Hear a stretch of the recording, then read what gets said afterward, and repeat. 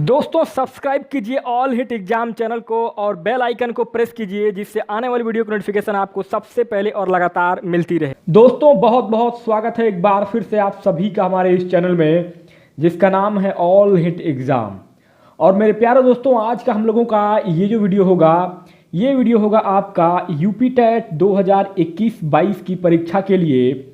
UP TET 8 जनवरी 2020 को paper second अर्थात junior स्तर का जो परीक्षा हुआ था एसएसटी सोशल साइंस का सामाजिक अध्ययन का, उसमें सामाजिक अध्ययन सब्जेक्ट में जो बेहतरीन 60 प्रश्न पूछे गए थे उन सभी 60 प्रश्नों का आज हम लोग इस वीडियो में लाइव हल करेंगे, वो भी उसके पूरे डिटेल एक्सप्लेनेशन के साथ, यानी कि पूरे व्याख्यात्मक हल के साथ इसको हल करेंगे।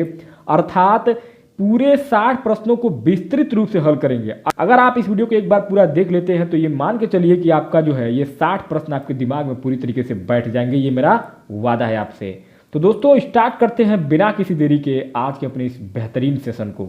दोस्तों थोड़ा सा मैं आपको झलक एक दिखा देना चाहता हूं। एक झलक में आप देख लीजिए उत्तर प्रदेश शिक्षक पात्रता परीक्षा 2019 की जो परीक्षा 2020 में हुई थी, परीक्षा तिथि 8 जनवरी 2020 आप स्पष्ट रूप से देख पा रहे हैं।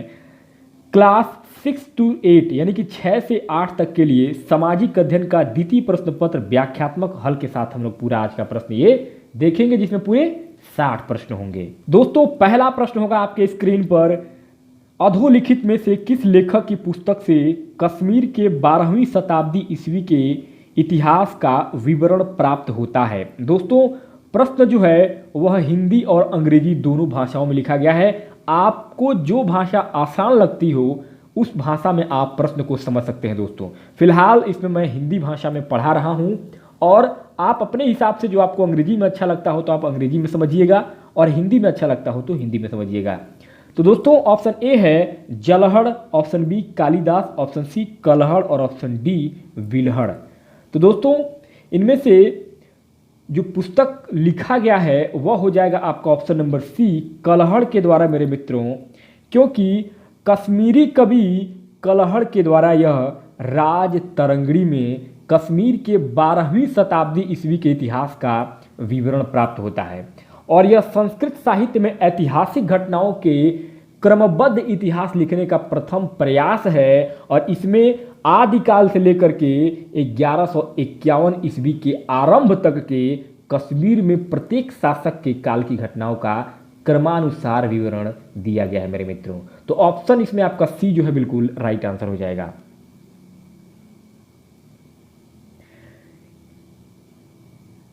नेक्स्ट दोस्तों अगला आपका दूसरा प्रश्न आपकी स्क्रीन पर, which of the following Sultan of Delhi assume the title of Sikandar second Sunny. दोस्तों दिल्ली के किस सुल्तान ने सिकंदर द्वितीय सानी की उपाधि धारण की थी। Option A Sikandar Lodi, option B Iltutmish, option C Balban और ऑप्शन डी अलाउद्दीन खिलजी। तो दोस्तों राइट और करेक्ट ऑप्शन हो जाएगा option number D Alauddin Khilji. दोस्तों क्योंकि दिल्ली सल्तनत के दौरान खिलजी वंश के सुल्तान अलाउद्दीन खिलजी ने सिकंदर ए सानी की उपाधि धारण की थी और अलाउद्दीन खिलजी को ही द्वितीय सिकंदर भी कहा जाता है। तो ऑप्शन नंबर डी आपका अलाउद्दीन खिलजी यहां पर राइट आंसर हो जाएगा।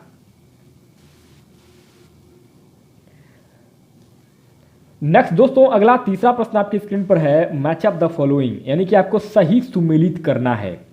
दोस्तों आप देख पा रहे हैं ए के सामने है आपका राजा राम मोहन राय रामकृष्ण मिशन, बी विवेकानंद प्रार्थना समाज, सी दयानंद सरस्वती ब्रह्म समाज, डी एमजी रानाडे आर्य समाज। दोस्तों अगर इसको मिलाएंगे सही तरीके से तो इसमें आपका जो सही मिलान होगा वह हो जाएगा मेरे मित्रों ऑप्शन नंबर इसमें आपका जो है वो बी सही होगा। वो भी ऑप्शन मैं आपको दिखा दूंगा, परंतु पहले आप समझिएगा। दोस्तों राजा राम मोहन राय के द्वारा ब्रह्म समाज की स्थापना की गई थी, तो ए का आपका तीसरा हो जाएगा। विवेकानंद के द्वारा दोस्तों रामकृष्ण मिशन की स्थापना की गई थी, तो बी का आपका पहला हो जाएगा।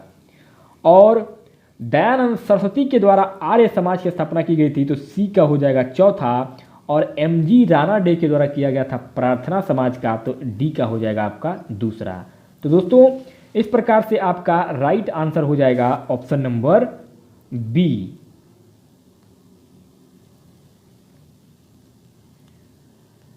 नेक्स्ट दोस्तों, अगला चौथा प्रश्न आपकी स्क्रीन पर है, which of the following is called mother of Indian revolution. निम्नलिखित में से किसे मदर ऑफ इंडियन रिवोल्यूशन कहा जाता है? Option A Annie Besant, option B Pritilata Waddedar, option C Kalpana Dutt और option D madam Bhikaiji Cama. दोस्तों राइट और करेक्ट ऑप्शन हो जाएगा option number D madam Bhikaiji Cama. दोस्तों क्यों होगा समझिएगा, क्योंकि दोस्तों मैडम भिखाजी कामा को भारतीय क्रांतिकारियों की मां अर्थात मदर ऑफ इंडियन रिवोल्यूशन भी कहा जाता है और यह महाराष्ट्र की पारसी परिवार से संबंधित थी। तो दोस्तों ऑप्शन नंबर आपका डी यहां पर मैडम भिखाजी कामा राइट और करेक्ट ऑप्शन हो जाएंगी। नेक्स्ट दोस्तों, अपना अगला पांचवा प्रश्न है, who got build Sudarshan lake. Sudarshan झील का निर्माण किस शासक के काल में हुआ? Option A Ashoka, option B Chandragupta, option C Samudragupta और ऑप्शन डी बिंदुसार। दोस्तों राइट और करेक्ट ऑप्शन हो जाएगा ऑप्शन नंबर बी चंद्रगुप्त। दोस्तों अर्थात दोस्तों सुदर्शन झील जो है वो चंद्रगुप्त मौर्य ने सौराष्ट्र प्रांत में सुदर्शन झील का निर्माण करवाया था और इस समय यहाँ का शासक पुष्यगुप्त वैश्य था दोस्तों, और यह जानकारी रुद्रदामन के जूनागढ़ अभिलेख से प्राप्त होती है। इसलिए आपका ऑप्शन नंबर बी यहाँ पर चंद्रगुप्त बिल्कुल राइट आंसर हो जाएंगे। नेक्स्ट अगला आपका छठा प्रश्न है, पुष्यभूति राजवंश की वंशावली अधोलिखित किस राजा के नाम से प्रारंभ होती है? Option A Prabhakar Vardhan, option B Aditya Vardhan, option C Narvardhan और ऑप्शन डी राज्यवर्धन। दोस्तों राइट आंसर हो जाएगा आपका इस 6 नंबर के बेहतरीन प्रश्न में। दोस्तों अपना कमेंट भी आप लोग देते रहिएगा। ऑप्शन नंबर सी दोस्तों राइट आंसर हो जाएगा नरवर्धन के द्वारा मेरे मित्रों, क्योंकि सबसे पहले आपका नरवर्धन, उसके बाद राज्यवर्धन फर्स्ट, उसके बाद आदित्य वर्धन और लास्ट में आपका प्रभाकर वर्धन है। और प्रभाकर वर्धन के भी 3 हैं, राज्यवर्धन द्वितीय, हर्षवर्धन और राजश्री। दोस्तों इसमें नरवर्धन आपके जो है बिल्कुल राइट और करेक्ट ऑप्शन हो जाएंगे, क्योंकि दोस्तों थानेश्वर में पुष्यभूमि राजवंश की वंशावली जो है वो इस प्रकार से थी और वर्धन वंश की शक्ति और प्रतिष्ठा का संस्थापक प्रभाकर वर्धन ही था। इसलिए आपका ऑप्शन नंबर सी यहाँ पर नरवर्धन राइट आंसर हो जाएगा।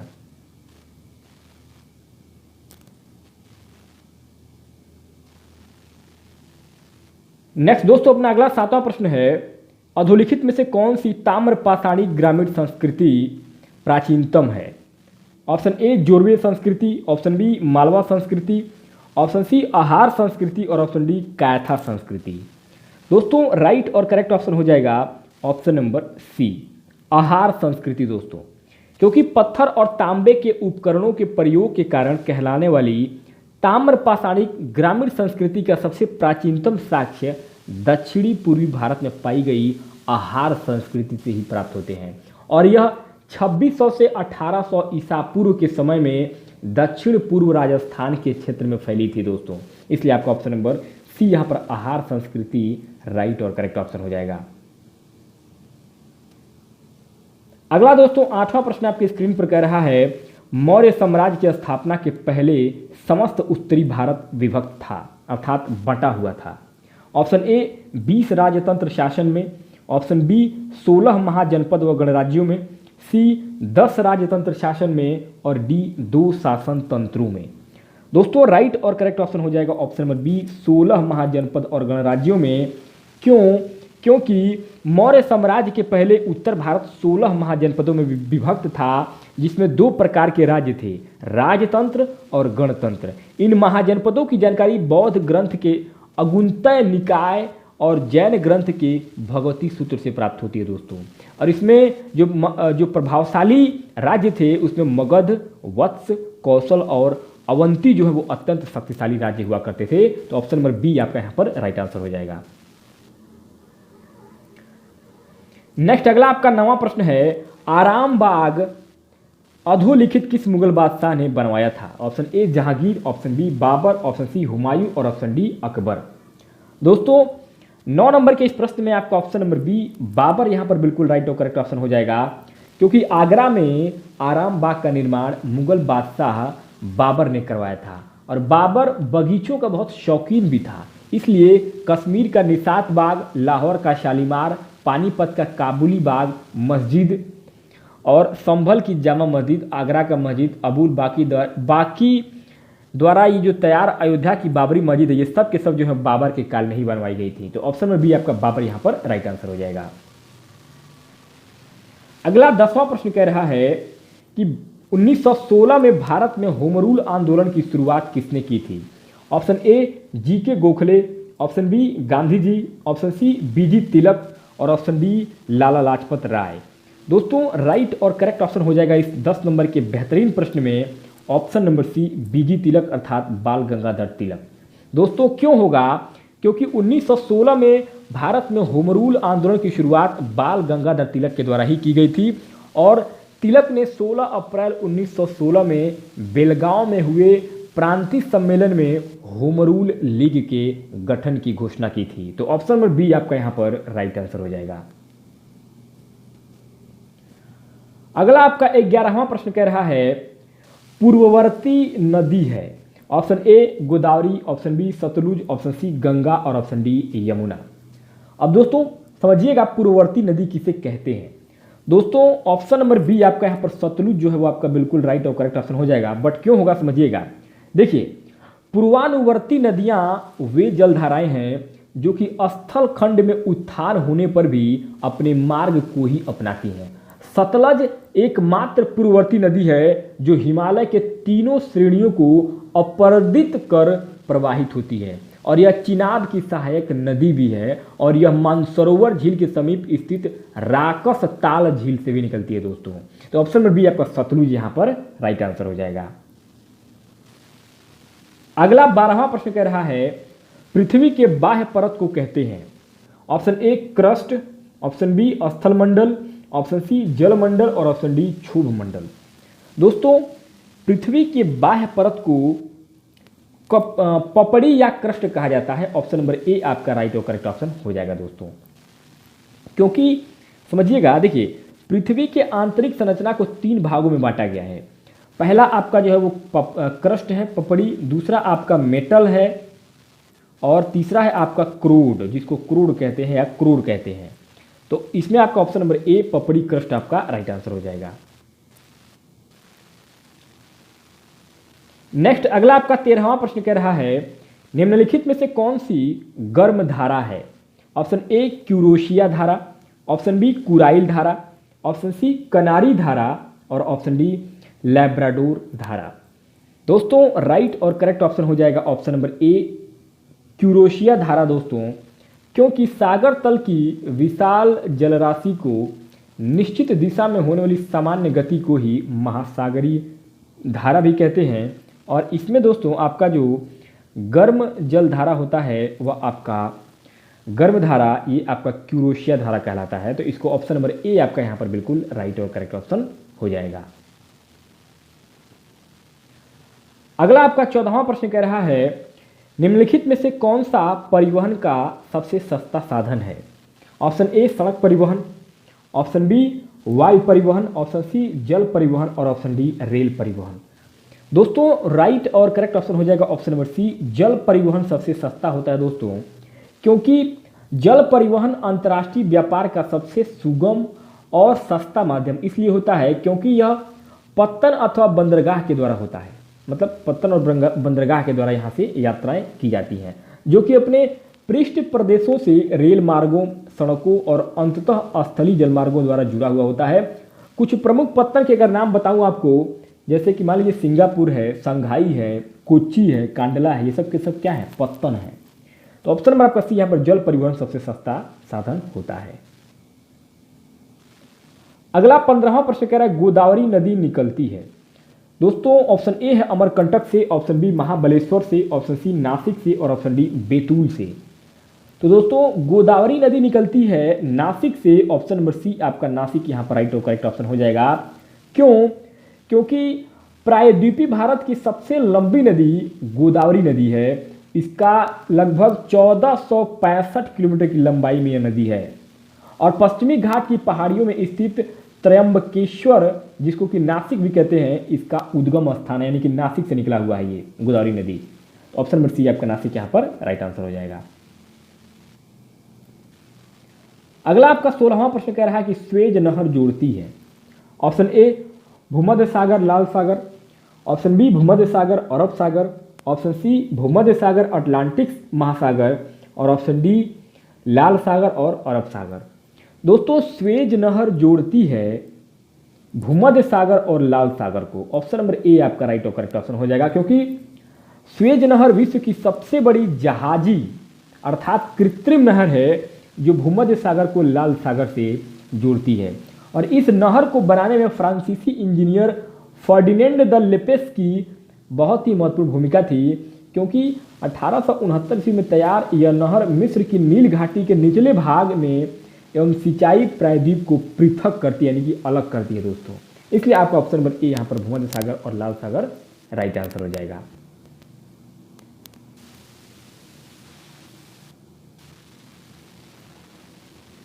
नेक्स्ट अगला आपका 17वां प्रश्न कह रहा है कि निम्नलिखित में से कौन सा ताप व्युत्क्रमण के लिए आदर्श स्थितियां हैं? ए बादल युक्त आकाश, बी शांत एवं स्थिर वायु, सी लंबे ग्रीष्मकालीन दिन, और दोस्तों इसमें आपको कूट के माध्यम से सही विकल्प का चयन करना है। इसमें आपका ऑप्शन ए है ए बी सी, बी है केवल बी, सी केवल सी, डी केवल बी और सी। तो दोस्तों 17 नंबर के इस प्रश्न में ऑप्शन नंबर बी आपका केवल बी जो है ये आपका राइट और करेक्ट ऑप्शन हो जाएगा। क्यों समझिएगा, क्योंकि जब कभी भी किसी क्षेत्र में तापमान के ऊर्ध्वाधर विवरण प्रतिरूप में परिवर्तन आता है, अर्थात समझिएगा ऊंचाई के साथ तापमान में कमी की बजाय वृद्धि दर्ज की जाती है, तो इसे तापमान का व्युत्क्रमण या तापी प्रतिलोमन भी कहते हैं। और शीतकालीन लंबी रातें, स्वच्छ एवं बादल रहित आकाश, शांत वायुमंडल, शुष्क वायु तथा हिमों से हिमाच्छादित धरातल, इन सबके लिए आदर्श दशाएं उपलब्ध कराते हैं दोस्तों। कौन? शांत एवं स्थिर वायु। तो ऑप्शन नंबर बी आपका राइट आंसर हो जाएगा।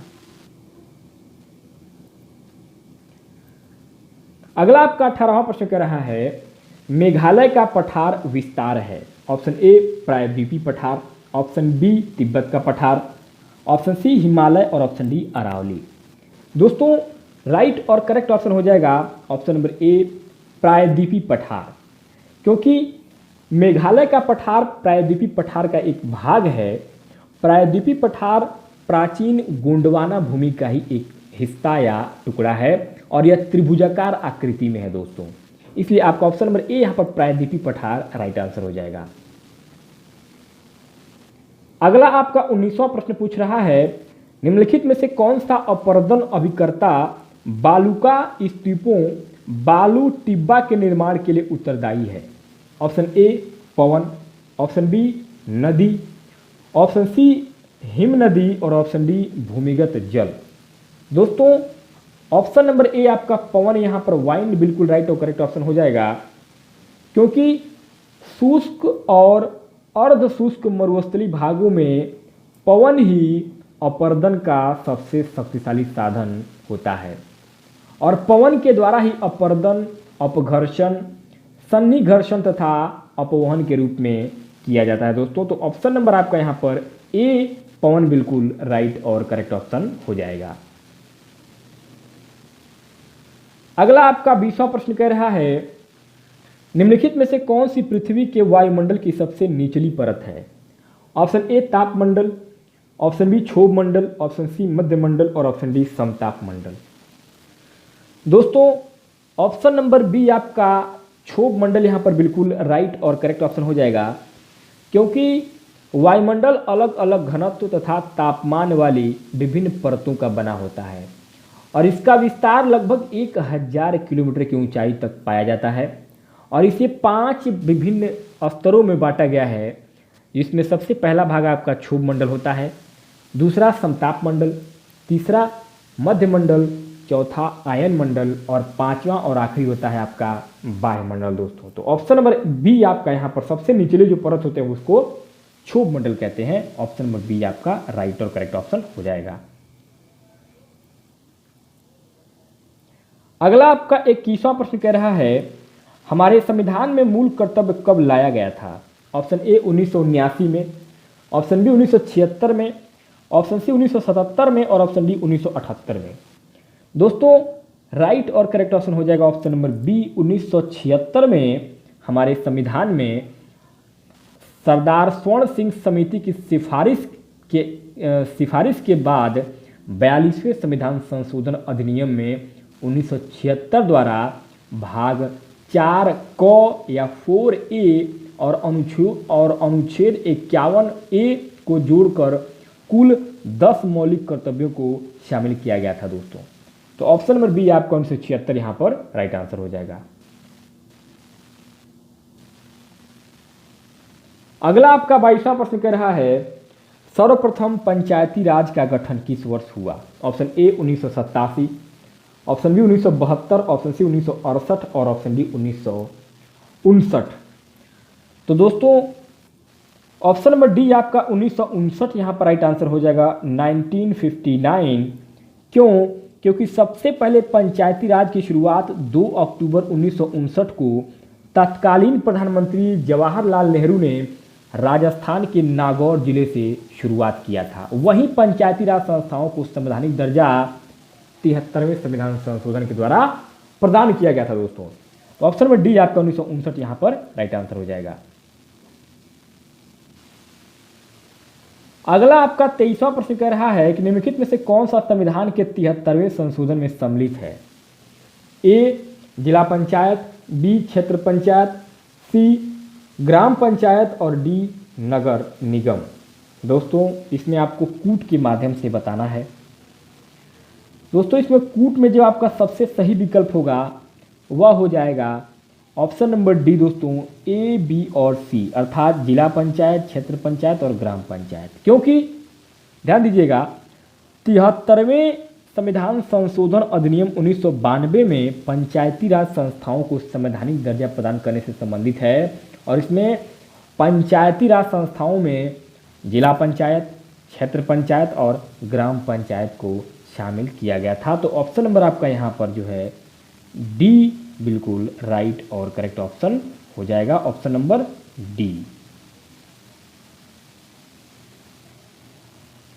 अगला आपका 24वां प्रश्न कर रहा है कि भारतीय संविधान के अनुसार निम्न में से किसे अवशिष्ट शक्तियां प्रदान की गई हैं?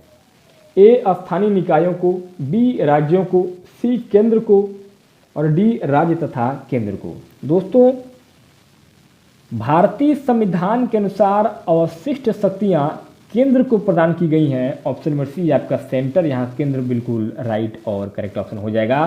क्यों? क्योंकि संविधान में अवशिष्ट शक्तियों का उल्लेख अनुच्छेद 248 में है और अवशिष्ट शक्ति से तात्पर्य ऐसे विषयों पर विधि बनाने की शक्ति से है जिसका उल्लेख 7वीं अनुसूची से किसी सूची के तहत नहीं किया गया है। तो ऑप्शन नंबर आपका सी यहां पर केंद्र को बिल्कुल राइट आंसर हो जाएगा। 25वां प्रश्न कह रहा है कि प्रधानमंत्री नरेंद्र मोदी G7 शिखर सम्मेलन में सम्मिलित होने के लिए 2019 में किस देश में गए थे? Option A Italy, option B England, option C Germany, option D France. तो दोस्तों राइट आंसर हो जाएगा ऑप्शन नंबर डी, फ्रांस में गए थे दोस्तों। प्रधानमंत्री नरेंद्र मोदी G7 शिखर सम्मेलन में सम्मिलित होने के लिए 2019 में फ्रांस गए थे। ऑप्शन नंबर डी आपका यहाँ पर फ्रांस राइट आंसर हो जाएगा। अगला आपका 26वां प्रश्न कर रहा है कि भारत में सर्वोच्च न्यायालय में न्यायाधीशों की संख्या कितनी है? ऑप्शन ए 34, बी 30, सी 31 और डी 33। दोस्तों भारत में सर्वोच्च न्यायालय में न्यायाधीशों की कुल संख्या होती है 34। ऑप्शन नंबर ए आपका यहाँ पर बिल्कुल राइट और करेक्ट ऑप्शन हो जाए, क्योंकि 33 जो होते हैं वो न्यायाधीश होते हैं और एक मुख्य न्यायाधीश होते हैं। तो ऑप्शन नंबर आपका ए यहाँ पर 33 + 1 = 34 राइट और करेक्ट ऑप्शन हो जाएगा। अगला आपका 27वां प्रश्न कह रहा है कि लुक ईस्ट पॉलिसी का एक्ट ईस्ट पॉलिसी में परिवर्तन कब हुआ? ए दिसंबर 2015, बी नवंबर 2014, सी दिसंबर 2014 और डी नवंबर 2015। दोस्तों राइट आंसर हो जाएगा ऑप्शन नंबर बी नवंबर 2014 में, क्योंकि लुक ईस्ट पॉलिसी को एक्ट ईस्ट पॉलिसी में परिवर्तन नवंबर 2014 में हुआ था।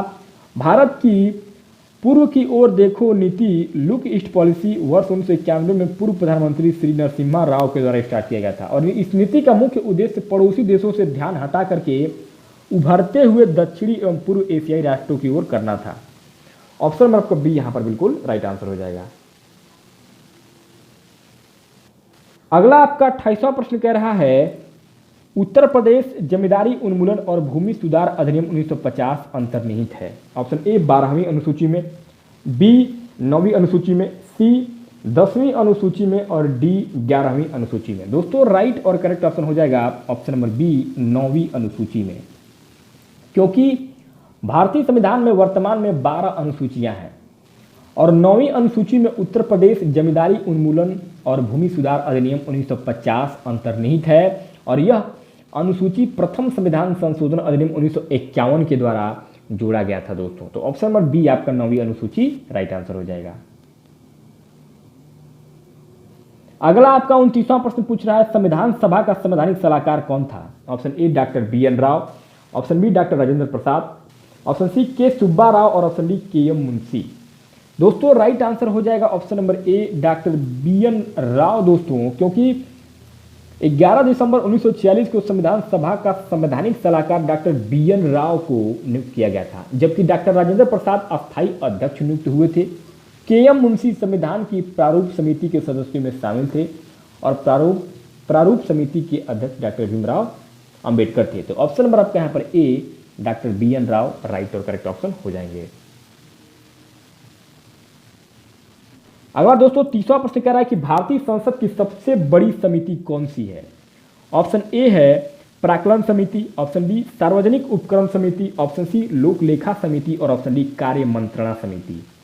दोस्तों राइट आंसर हो जाएगा ऑप्शन नंबर ए प्राक्कलन समिति। क्यों? क्योंकि भारतीय संसद की सबसे बड़ी समिति प्राक्कलन समिति है और इस समिति का गठन सिर्फ लोकसभा में किया जाता है और इसमें लोकसभा के कुल 30 सदस्य होते हैं दोस्तों। तो ऑप्शन नंबर ए आपका यहां पर प्राक्कलन समिति राइट आंसर हो जाएगा। अगला 31वां प्रश्न कह रहा है कि ओलंपिक खेलों का आदर्श वाक्य क्या है? ऑप्शन ए यह बदलता रहता है, option B ever onward, option C for air higher और option D Altius Citius Fortius. दोस्तों राइट आंसर हो जाएगा option number D Altius Citius और फोर्टियस। क्यों? क्योंकि ओलंपिक खेलों का आदर्श वाक्य होता है आल्टियस सीटीएस फोर्टियस। इसका मतलब यह होता है कि इसका मतलब दोस्तों समझिएगा 1897 में फादर डिडोन के द्वारा यह रचना किया गया था और इसका मतलब होता है तेज, ऊंचा और बलवान। इसे दोस्तों आपका option number D Altius Citius और फोर्टियस राइट आंसर हो जाएगा। अगला आपका 32वां प्रश्न कह रहा है कि निम्नलिखित में से कौन अर्जुन पुरस्कार विजेता है? Option A Dara Singh, option B Vishesh Bhriguvanshi, option C Pradeep Xalxo और ऑप्शन डी पुलेला गोपीचंद। दोस्तों राइट आंसर हो जाएगा Pullela Gopichand option number D. दोस्तों इन चारों विकल्पों में पुलेला गोपीचंद को 1999 में अर्जुन पुरस्कार और 2009 में द्रोणाचार्य पुरस्कार से सम्मानित किया गया था और ये बैडमिंटन के क्षेत्र में उनके योगदान के लिए यह पुरस्कार दिया गया था। ऑप्शन नंबर डी आपका राइट आंसर हो जाएगा। अगला आपका 33वां प्रश्न कह रहा है कि मनोरंजन कितने प्रकार के होते हैं? Option A 10, option B 4, option C 5 और ऑप्शन डी 8। दोस्तों राइट और करेक्ट ऑप्शन हो जाएगा ऑप्शन नंबर सी 5 प्रकार के होते हैं। दोस्तों मनोरंजन एक ऐसी क्रिया है जिसमें सम्मिलित होने वाले को आनंद आता है एवं मन शांत भी रहता है दोस्तों, जैसे कि नृत्य, नाटक, संगीत, कवि सम्मेलन, चलचित्र, रेडियो, खेल, मेला, ये सब। ऑप्शन नंबर सी आपका यहाँ पर राइट आंसर हो जाएगा। अगला आपका 34वां कह रहा है निम्नलिखित में से कौन सा आसन घुटनों की शक्ति के लिए अच्छा होता है? Option A Chakrasana, option B Sukhasana, option C Vajrasana और ऑप्शन डी ताड़ासन। दोस्तों राइट आंसर हो जाएगा ऑप्शन नंबर सी वज्रासन। दोस्तों क्यों? क्योंकि वज्रासन घुटनों को मोड़ने के बाद पैरों पर बैठकर किया जाने वाला आसन है और यह संस्कृत के शब्द वज्र से बना है दोस्तों, जिसका अर्थ होता है आकाश में गरजने वाली बिजली। और इस योगासन में बैठकर प्राणायाम, कपालभाति, अनुलोम विलोम किया जा सकता है दोस्तों। तो ऑप्शन नंबर आपका सी यहाँ पर वज्रासन बिल्कुल राइट आंसर हो जाएगा। अगला आपका 35वां प्रश्न कह रहा है कि प्रथम राष्ट्रीय खेल विश्वविद्यालय कहाँ खोली गई? Option A Manipur, option B Madhya Pradesh, option C Maharashtra और ऑप्शन डी आसाम। दोस्तों ऑप्शन नंबर ए आपका मणिपुर यहाँ पर राइट आंसर हो जाएगा, क्योंकि मणिपुर में देश का पहला राष्ट्रीय खेल विश्वविद्यालय खोला गया है और यह राष्ट्रीय खेल विश्वविद्यालय के अध्यादेश 2018 को प्रतिस्थापित करता है दोस्तों। तो ऑप्शन नंबर आपका ए यहाँ पर मणिपुर राइट और करेक्ट ऑप्शन हो जाएगा। अगला आपका 36वां प्रश्न कर रहा है कि अरहर की संकर किस्म है। Option A Bahar, option B ICPL 87, option C UPS 120, option D ICPH 8। अरहर की संकर प्रजाति जो दोस्तों हो जाएगा राइट आंसर आपका ऑप्शन नंबर डी दोस्तों ICPH 8 जो है यही आपका अरहर दाल की जो है वो संकर प्रजाति है। ऑप्शन नंबर आपका डी यहां पर राइट आंसर हो जाएगा। अगला दोस्तों 37वां प्रश्न कर रहा है कि निम्नलिखित में से किस राज्य को सोयाबीन राज्य कहा जाता है। Option A Andhra Pradesh, option B Maharashtra, option C Rajasthan, option D Madhya Pradesh. दोस्तों मध्य प्रदेश को कहा जाता है सोयाबीन वाला राज्य, क्योंकि मध्य प्रदेश को सोयाबीन राज्य इसलिए कहते हैं क्योंकि भारत में सबसे ज़्यादा सोयाबीन का उत्पादन मध्य प्रदेश में होता है, इसलिए आपका ऑप्शन नंबर डी यहाँ पर मध्य प्रदेश राइट आंसर हो जाएगा। अगला आपका 38वां प्रश्न कर रहा है कि ग्रीन हाउस में सब्जियों को उगाने की विधि को कहते हैं। Option A kitchen gardening, B truck gardening, C vegetable forcing और डी फ्लोटिंग गार्डनिंग। दोस्तों राइट आंसर हो जाएगा option number C vegetable forcing दोस्तों। क्यों? क्योंकि ग्रीन हाउस में सब्जियों को उगाने की विधि को वेजिटेबल फोर्सिंग ही कहा जाता है और यह net house, green house, glass house और अन्य कृत्रिम बढ़ती परिस्थितियों में सब्जियों को उनके सामान्य मौसम से बाहर उगाने की विधि होती है दोस्तों। ऑप्शन नंबर सी आपका यहाँ पर बिल्कुल राइट आंसर हो जाएगा। अगला आपका 39वां प्रश्न कर रहा है कि मृदाओं के कण घनत्व का औसत मूल्य होता है। ऑप्शन ए 2.85 ग्राम प्रति सेंटीमीटर क्यूब, बी 2.56 ग्राम प्रति सेंटीमीटर क्यूब, ऑप्शन सी 2.65 ग्राम प्रति सेंटीमीटर क्यूब और डी है 2.75 ग्राम प्रति सेंटीमीटर क्यूब। दोस्तों राइट आंसर हो जाएगा ऑप्शन नंबर सी दोस्तों 2.65 ग्राम प्रति सेंटीमीटर क्यूब दोस्तों। क्यों? क्योंकि मृदाओं के कण घनत्व का औसत मूल्य 2.65 ग्राम प्रति सेंटीमीटर क्यूब होता है। मृदा वह प्राकृतिक पिंड है जो विच्छेदित एवं अपक्षी खनिजों और कार्बनिक पदार्थों को विगलन से निर्मित पदार्थों के परिवर्तनशील मिश्रण से परिच्छेदिका के रूप में संश्लेषित होती है। तो ऑप्शन नंबर सी आपका यहाँ पर बिल्कुल राइट आंसर हो जाएगा। अगला आपका 40वां प्रश्न कर रहा है कि निम्नलिखित में बाग लगाने की कौन सी विधि पहाड़ी क्षेत्रों में अपनाई जाती है। ऑप्शन ए वर्गाकार, ऑप्शन बी खटभुजाकार, ऑप्शन सी एकांतर और ऑप्शन डी समोच्च। दोस्तों राइट आंसर हो जाएगा समोच्च कंट्योर दोस्तों। क्यों? क्योंकि ढाल के ऊपर एक ही ऊंचाई के अलग अलग दो बिंदुओं को मिलाने वाली काल्पनिक रेखा को समोच्च कहते हैं दोस्तों। इसलिए आपका ऑप्शन नंबर डी यहाँ पर समोच्च जो है बिल्कुल राइट और करेक्ट ऑप्शन हो जाएगा, क्योंकि बाग लगाने की समोच्च विधि जो है वही आपका पहाड़ी क्षेत्रों में अपनाई जाती है। 41वां प्रश्न कर रहा है कि संतुलित आहार में सुरक्षात्मक पोषक तत्व है। ऑप्शन ए विटामिन और खनिज लवण, ऑप्शन बी कार्बोज, ऑप्शन सी वसा और ऑप्शन डी प्रोटीन। दोस्तों ऑप्शन नंबर ए विटामिन और खनिज लवण जो है आपका बिल्कुल राइट और करेक्ट ऑप्शन हो जाएगा, क्योंकि संतुलित आहार में सुरक्षात्मक पोषक तत्व विटामिन और खनिज लवण में ही होता है। विटामिन एक प्रकार के पदार्थ होते हैं जो शरीर की विभिन्न प्रक्रियाओं को सुचारू रूप में चलाने में महत्वपूर्ण भूमिका निभाते हैं और इनकी कम मात्रा ही शरीर के लिए उपयोगी होती है, इसलिए इन्हें सूक्ष्म पोषक तत्व भी कहा जाता है। तो ऑप्शन नंबर आपका ए यहां पर बिल्कुल राइट आंसर हो जाएगा। अगला आपका 42वां प्रश्न कर रहा है कि निम्नलिखित विधियों में से भोजन पकाने की सर्वोत्तम विधि क्या है। ऑप्शन ए सेकना, ऑप्शन बी उबालना, ऑप्शन सी भूनना और ऑप्शन डी तलना। दोस्तों भोजन पकाने की जो सर्वोत्तम विधि है वह आपका उबालना होता है दोस्तों। स्ट्रीमिंग जो उबालना है वो भोजन पकाने की सबसे अच्छी विधि मानी जाती है। ऑप्शन नंबर बी आपका यहाँ पर स्ट्रीमिंग उबालना राइट आंसर हो जाएगा। अगला आपका 43 नंबर पर जो प्रश्न है ट्रिप्सिन एंजाइम किस क्रिया में सहायक होता है। ऑप्शन ए न्यूक्लिक अम्ल के पाचन में, ऑप्शन बी प्रोटीन के पाचन में, ऑप्शन सी कार्बोहाइड्रेट के पाचन में और ऑप्शन डी वसा के पाचन में। दोस्तों राइट आंसर हो जाएगा ऑप्शन नंबर बी प्रोटीन के पाचन में, क्योंकि ट्रिप्सिन एंजाइम जो है यह आपका भोजन को पकाने में भोजन के में प्रोटीन के पाचन में जो है वो ट्रिप्सिन एंजाइम सहायक होता है, इसलिए आपका ऑप्शन नंबर बी जो है यहाँ पर बिल्कुल राइट आंसर हो जाएगा। अगला आपका 44वां प्रश्न है कि चेचक के विषाणु का नाम बताइए। Option A bacillus typhosus, B variola virus, option C entamoeba histolytica और ऑप्शन डी विब्रियो कोलेरी। दोस्तों राइट आंसर हो जाएगा option number B variola virus.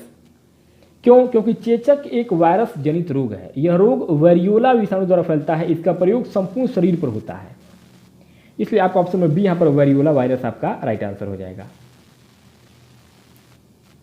45वां प्रश्न कह रहा है कि सेफर विधि का प्रयोग किया जाता है। ऑप्शन ए टांग की हड्डी टूटने पर, ऑप्शन बी रोगी के पानी में डूबने पर, ऑप्शन सी पसली की हड्डी टूटने पर और ऑप्शन डी सामान्य मूर्छा आ जाने पर। दोस्तों सेफर विधि का प्रयोग किया जाता है रोगी के पानी में डूबने पर। दोस्तों रोगी के पानी में डूबने पर कृत्रिम सांस देने के लिए सेफर विधि का प्रयोग किया जाता है। दोस्तों ऑप्शन नंबर आपका बी यहां पर बिल्कुल राइट आंसर हो जाएगा। अगला आपका 46वां प्रश्न कह रहा है कि संपोषणी विकास की संकल्पना की व्याख्या सर्वप्रथम किसमें की गई है। ए प्रथम पृथ्वी सम्मेलन रिपोर्ट, ऑप्शन बी मानव विकास रिपोर्ट, ऑप्शन सी विश्व विकास रिपोर्ट और option D Brundtland commission report. दोस्तों option number D Brundtland commission report आपका राइट आंसर हो जाएगा, क्योंकि संपोषणी विकास की संकल्पना की सबसे पहले ब्रूटलैंड कमीशन रिपोर्ट में ही की गई थी। संपोषणी विकास मानव विकास की वह प्रक्रिया है जिसमें पर्यावरण का निम्नीकरण किए बिना प्राकृतिक संसाधनों का उपयोग किया जाता है, इसलिए आपका option number D Brundtland commission report right answer हो जाएगा। अगला आपका 47वां प्रश्न कर रहा है कि निम्न में से किसे भारत का राष्ट्रीय जलीय जीव कहा जाता है। ऑप्शन ए कछुआ, ऑप्शन बी घड़ियाल, ऑप्शन सी मगर और ऑप्शन डी डॉल्फिन गैंगेटिका। दोस्तों राइट आंसर हो जाएगा डॉल्फिन गैंगेटिका। दोस्तों क्योंकि भारत की राष्ट्रीय जलीय जीव डॉल्फिन गैंगेटिका को ही कहा जाता है और यह भारत, नेपाल, बांग्लादेश की गंगा, ब्रह्मपुत्र, मेघना और कनफुल्ली संगू नदी तंत्र में पाई जाती है। इन्हें वन संरक्षण अधिनियम 1972 की अनुसूची 1 में रखा गया है। दोस्तों तो ऑप्शन नंबर डी आपका यहाँ पर डॉल्फिन राइट आंसर हो जाएगा। अगला आपका 48वां प्रश्न कर रहा है कि किस वर्ष वन संरक्षण अधिनियम पारित किया गया था। Option A 1980, option B 1988, option C 1986 और ऑप्शन डी 1990। राइट आंसर हो जाएगा ऑप्शन नंबर ए 1980 में। दोस्तों क्यों? क्योंकि वन संरक्षण अधिनियम 1980 में पारित किया गया था, जिसे 1988 में संशोधित किया गया। और दोस्तों वन अधिकारों के लिए अनुसूचित जाति एवं अन्य पारंपरिक वनवासी वन अधिकारी की मान्यता अधिनियम 2006 में भी लाया गया था। दोस्तों तो ऑप्शन नंबर आपका ए यहाँ पर 1980 जो है वो बिल्कुल राइट आंसर हो जाएगा। अगला 49वां प्रश्न कह रहा है मेरे मित्रों कि निम्नलिखित में से कौन सा हरित गृह प्रभाव गैस नहीं है। Option A methane, option B nitrogen, option C carbon dioxide और ऑप्शन डी ओजोन। दोस्तों इनमें से हरित गृह प्रभाव गैस जो नहीं है वह आपका ऑप्शन नंबर बी है नाइट्रोजन, क्योंकि हरित गृह यानी कि ग्रीन हाउस प्रभाव प्राकृतिक रूप से घटने वाली एक घटना है जिसके कारण वायुमंडल पूरा गर्म हो जाता है। दोस्तों तो इसमें आपका नाइट्रोजन शामिल नहीं होता है, इसलिए आपका ऑप्शन नंबर बी यहां पर राइट आंसर हो जाएगा। अगला 50वां प्रश्न कह रहा है निम्नलिखित में से कौन सी मृदा संरक्षण की विधि नहीं है। ऑप्शन ए जैविक खाद, ऑप्शन बी फसल चक्र, ऑप्शन सी कीटनाशक रसायन और ऑप्शन डी मृदा अपरदन रोकना। राइट आंसर हो जाएगा ऑप्शन नंबर सी आपका कीटनाशक रसायन, क्योंकि मृदा संरक्षण में दोस्तों कीटनाशक रसायन जो है यह आपका मृदा संरक्षण की विधि नहीं होती है, इसलिए आपका ऑप्शन नंबर सी आपका यहाँ पर राइट आंसर हो जाएगा। अगला आपका 51 नंबर प्रश्न पूछ रहा है सिलाई मशीन कब भारी चलती है। ऑप्शन ए शटल में धागा अटक जाने पर, ऑप्शन बी तेल की कमी तथा सफाई नहीं करने पर, ऑप्शन सी बेल्ट बहुत ढीला होने पर, और ऑप्शन डी प्रेशर फुट में ज़्यादा दबाव पड़ने पर। दोस्तों अगर बात की जाए सिलाई मशीन की तो वह सबसे भारी जब होता है जब उसमें तेल की कमी तथा सफाई नहीं होती है। दोस्तों ऑप्शन नंबर आपका यहाँ पर बी बिल्कुल राइट आंसर हो जाएगा। 52 नंबर पर अगला प्रश्न पूछ रहा है, वृद्धावस्था में कैल्शियम की कमी से कौन सा रोग हो जाता है। Option A osteomalacia, option B rickets, option C osteoporosis और ऑप्शन डी एनीमिया। तो दोस्तों वृद्धावस्था में कैल्शियम की कमी के कारण ऑस्टियोपोरोसिस रोग हो जाता है। ऑप्शन नंबर सी आपका यहाँ पर राइट और करेक्ट ऑप्शन हो जाएगा। दोस्तों ऑस्टियोपोरोसिस हड्डियों की ढांचों का एक ऐसा रोग है जिसमें हड्डियों में सघनता के कम होने और अस्थिमज्जा की संरचना के कमी होने से हड्डियां कमजोर हो जाती हैं और उनके टूटने का खतरा बढ़ जाता है। दोस्तों तो ऑप्शन नंबर सी आपका यहाँ पर राइट आंसर हो जाएगा। अगला आपका 53 नंबर पर प्रश्न पूछ रहा है कि हीमोग्लोबिन में प्रोटीन नामक तत्व तो कौन सा है। Option A lipoprotein, option B haem, option C haemoglobin और ऑप्शन डी ग्लोबिन। तो दोस्तों राइट और करेक्ट ऑप्शन हो जाएगा ऑप्शन नंबर डी ग्लोबिन। दोस्तों क्योंकि लाल रुधिर कणिकाओं में लौह युक्त प्रोटीन पाया जाता है जिसे हीमोग्लोबिन कहते हैं, जिसमें हीमो नामक वर्णक होता है और इसका रंग लाल होता है। इसी के कारण शरीर में जो रुधिर कणिकाएं होती हैं वो लाल होती हैं और ग्लोबिन एक प्रोटीन होता है। दोस्तों तो ऑप्शन नंबर डी आपका पर ग्लोबिन राइट आंसर हो जाएगा। अगला आपका 54 नंबर प्रश्न पूछ रहा है कि आजकल यूरोप और भारत में किस जर्मन शिक्षा शास्त्री की पाठ्य योजना पद्धति प्रचलित है।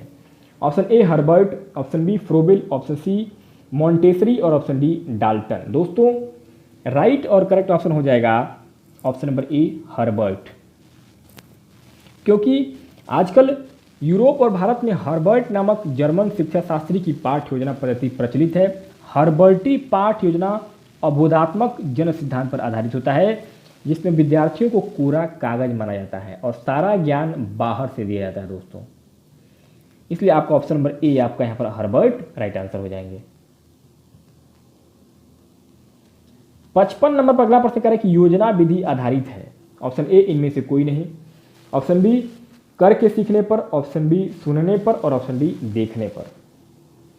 दोस्तों ऑप्शन नंबर बी करके सीखने पर आधारित होता है योजना विधि, क्योंकि योजना विधि को हम प्रोजेक्ट विधि भी कहते हैं। दोस्तों तो शिक्षण की यह जो पद्धति होती है प्रोजेक्ट विधि, योजना विधि, यह आपका इसका विकास शिक्षा में सामाजिक प्रवृत्ति के फलस्वरूप होता है और इसके प्रवर्तक W.H. किलपैट्रिक थे और यह विधि अनुभव केंद्रित होती है, अर्थात यह करके सीखने पर आधारित होती है। तो ऑप्शन नंबर बी आपका यहाँ पर योजना विधि करके सीखने पर जोर देती है, राइट आंसर हो जाएगा ऑप्शन नंबर बी। 56 नंबर पर अगला प्रश्न कर रहा है कि पंचम सवारी ताल में कितनी मात्राएं होती हैं। Option A 15, option B 16, option C 12 और ऑप्शन डी 14।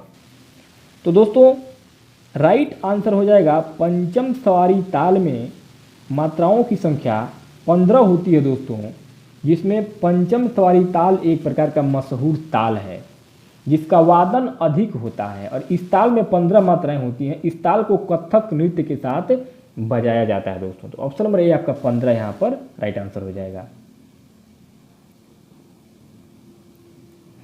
अगला आपका 57 नंबर पर प्रश्न पूछ रहा है कि वंदे मातरम देश गान का रचयिता कौन है। Option A Amir Khusro, option B Rabindranath Tagore, option C Sarat Chandra Chattopadhyay और ऑप्शन डी बंकिम चंद्र चटर्जी। बेहद आसान और बहुत महत्वपूर्ण प्रश्न है। दोस्तों राइट आंसर हो जाएगा option number D Bankim Chandra Chatterjee के द्वारा यह गीत लिखा गया था, गाना लिखा गया था। 1896 में सबसे पहले भारतीय राष्ट्रीय कांग्रेस के सत्र में इसको गाया गया था। दोस्तों और ये संस्कृत भाषा में जो है ये रचना की गई थी बंकिम चंद्र चटर्जी के द्वारा। तो ऑप्शन नंबर डी आपका यहाँ पर बिल्कुल राइट आंसर हो जाएगा। अगला आपका 58 नंबर प्रश्न पूछ रहा है राग भैरव का गायन समय क्या है। ऑप्शन ए रात्रि, ऑप्शन बी प्रातःकाल, ऑप्शन सी दोपहर में और ऑप्शन डी सायंकाल में यानी कि शाम को। तो दोस्तों राग भैरव को प्रातः काल यानी कि मॉर्निंग में सुबह में गाया जाता है दोस्तों। राग भैरवी थाट का आशय राग होता है और इस राग को गाने का समय सुबह होता है। आजकल इस राग में 12 स्वरों का स्वतंत्र रूप से प्रयोग करने का चलन बढ़ गया है दोस्तों, इसलिए आपका ऑप्शन नंबर बी आपका प्रातः काल राइट आंसर हो जाएगा। अगला आपका 59 नंबर प्रश्न पूछ रहा है कि सामान्य मृदा में कार्बन और नाइट्रोजन का अनुपात क्या होता है। Option A 20:1, option B 5:1, option C 10:1 और ऑप्शन डी 15:1। तो दोस्तों राइट आंसर हो जाएगा ऑप्शन नंबर सी 10:1 का जो अनुपात है यही आपका कार्बन और नाइट्रोजन का अनुपात होता है दोस्तों। तो ऑप्शन नंबर बी सी आपका यहाँ पर 10:1 राइट आंसर हो जाएगा। मेरे मित्रों 60 नंबर पर आपका आखिरी प्रश्न होगा। यूपी टेट पेपर 2 जूनियर स्तर का सामाजिक अध्ययन का सेकंड पेपर में जो कि परीक्षा आपका 8 जनवरी 2020 को हुआ था। प्रश्न कह रहा था विशिष्ट मृदा में मृदा वर्ग कणों के आपेक्षिक अनुपात को क्या कहते हैं। तो इसमें मृदा कणाकार यानी कि सॉइल टेक्सचर कहा जाता है दोस्तों, समझिएगा। विशिष्ट मृदा में मृदा कणों के अपेक्षित अनुपात को मृदा कणाकार कहा जाता है और कणों के आधार पर मिट्टी को कई वर्गों में बांटा जा सकता है।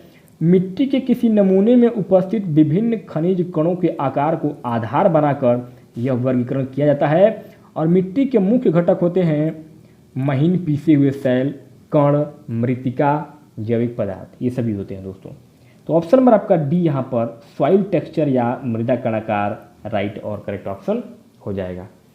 तो मेरे प्यारे दोस्तों इस प्रकार से आपका यूपी टेट का पेपर 2 जो कि आपका परीक्षा हुआ था यह आपका 2020 में सामाजिक अध्ययन का दोस्तों इस वीडियो में हम लोगों ने पूरा 60 प्रश्नों को देखा है और दोस्तों यह आपका 8 जनवरी 2020 को परीक्षा हुआ था पेपर 2 जूनियर स्तर का।